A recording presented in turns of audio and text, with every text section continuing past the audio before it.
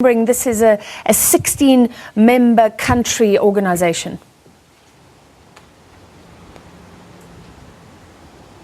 Hello, Francis. Thank you for having us. Yes, indeed, there was a unified view, a collective view of, from the 16 countries. President Magufuli's speech moved a lot of the presidents, so a lot of cheering and clapping, because President Magufuli emphasized that Zimbabwe is now turning a new chapter, and that all the political and sort of socio-economic changes that were needed to be done have been done, and that despite the fact that there's still, it's still early to say, but they deserve a chance to grow the economy again. So yes, indeed, there was a collective, in fact, a collective agreement on that. And even today, in the closing ceremony, President Magufuli repeated his message, saying that they stand together and are ready now to go to the international community to start dialogues and campaigning to ensure that Zimbabwe, the sanctions are lifted.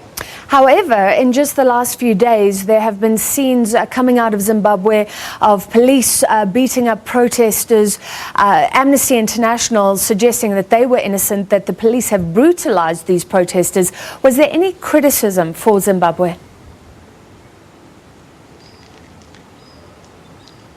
As it stands, because of the nature of the agenda that was there was not a clear agreement, directive after the closed meeting on what is happening currently in Zimbabwe. However, President Magufuli was of the view that Zimbabwe is still, starting to crawl back, to grow back its economy and take back what for many years was not very stable, that they deserve a chance. Now, yes, like you said, international NGOs feel that there are human rights that maybe perhaps are being infringed. But as it stands at the SADC meeting, there was very little discussion regarding that.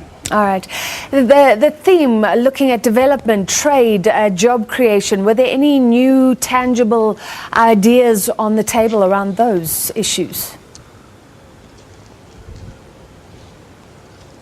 Yes, there have been a lot of things that were touched on regarding economic growth for the region.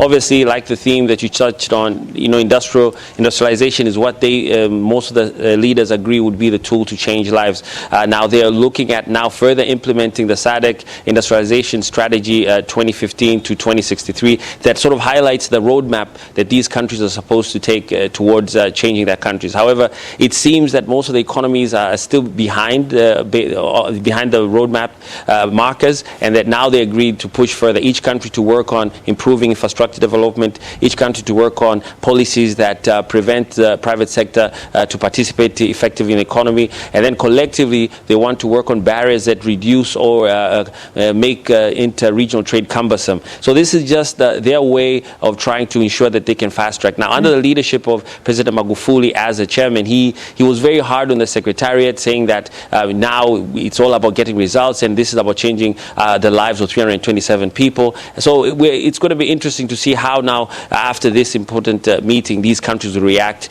towards hitting the markers on their strategy plan. And there's something bigger on the table, the African Free Trade Agreement, but that's still a long way off.